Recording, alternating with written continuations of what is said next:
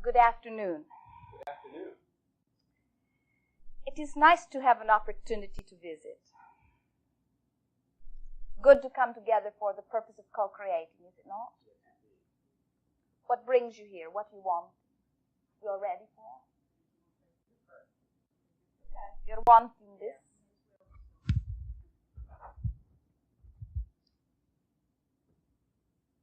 Abraham, I have a problem that I'd kind of like to solve, and I thought you might help me with a solution. I can, at certain times, talk with friends and be around a group of friends and just talk to them and have no problems whatsoever. But when I get up in front of a bunch of, a large group of people or something like an award ceremony or something like that, even if I have my thoughts together, or even if I have them written down, if they're written down, the lines, the words just seem to go away. And if I think I have my thoughts collected, they just vanish. I stutter over my words. Can you help me with that? Let us talk about what is at the root of it to begin with. For we can offer you some solutions that will ease it right away, some processes that will bring. But it is of value for you to understand what is causing the discomfort. For once you understand what is causing that discomfort, you will be in very good position regarding other things. When you are around those that you know, you have that feeling not so much. Smaller groups or those that you know well, because you are in a place where you are not so concerned about their evaluation of you. The larger the group and the greater diversity, the more strangers, the more who you're not sure know you, or the more to whom you have not proven yourself of value, then the more you try to evaluate yourself through their eyes. And as you are trying to see yourself through their eyes, and there are so many of them, and you have no idea what sort of eyes they are, that is what is causing the uneasiness. It is very common. It is not possible for any of you to ever find yourself in a place of well-being when you are trying to evaluate yourself through the eyes of others, because all of them are attracting from a different perspective, you see. What they think about you in this moment has far less to do with you than it has to do with them.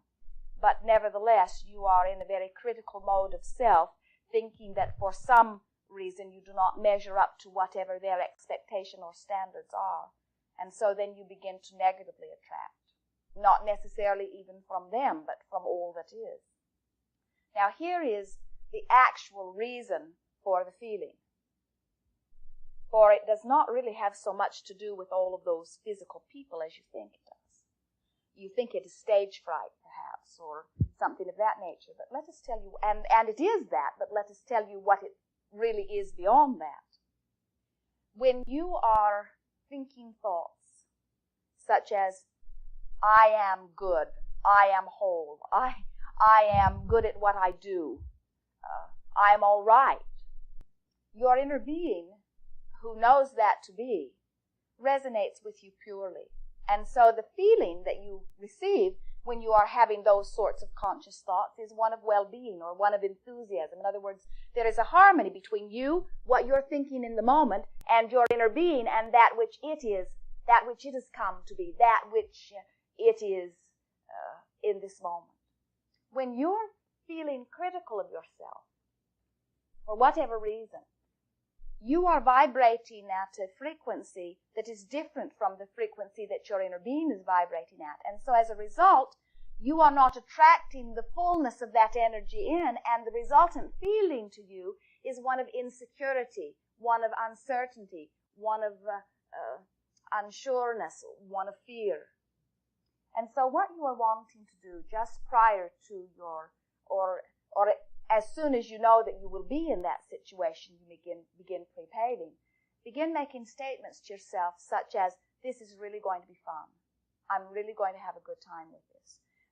The perfect words will always come forth from me, but my dominant intent is, I'm going to have a good time.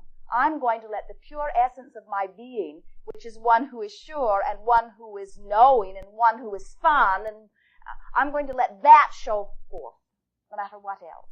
And I really don't care how it is received, because how it is received doesn't have anything to do with me. It has to do with where they are. And so I'm just going to offer that which I am, and those who are seeking fun and upliftment will receive it from me. Then, right before you stand up, just sit there and breathe a little bit and focus upon the fun. And even make a statement. Inner being, I know you're in there, and I'm wanting to have a good time with this.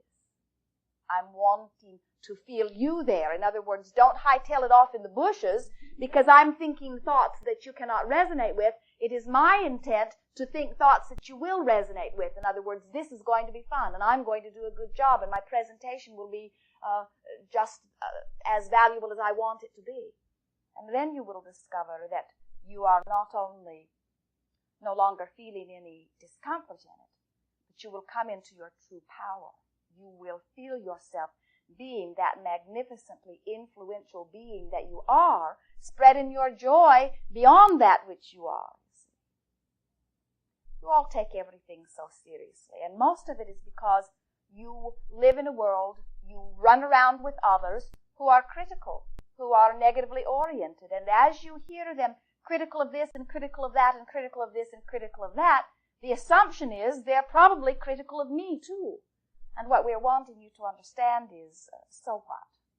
All that is a reflection of their own insecurity, which means they're thinking thoughts that their inner beings aren't resonating with. And so in their feeling of void, they're trying to cover up the void by being critical of others, thinking that it will make them feel better, but it never does. We will say to you that there is very little, if any, criticism that is offered toward you from those that you fear. It is all self-induced. Good.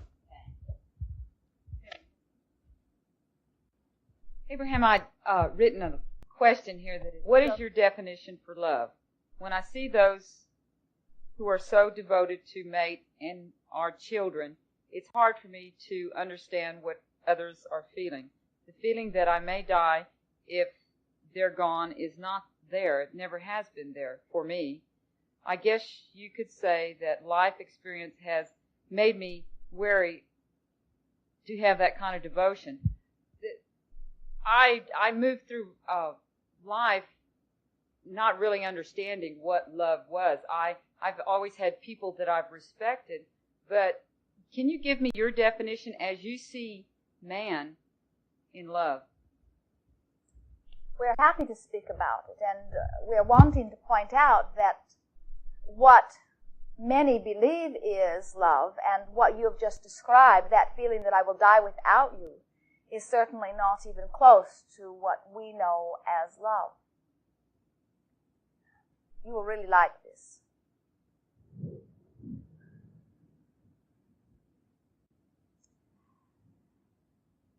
Love is the feeling that comes forth within you in the moment that you are thinking a thought that is absolutely harmonious with that which your inner being is.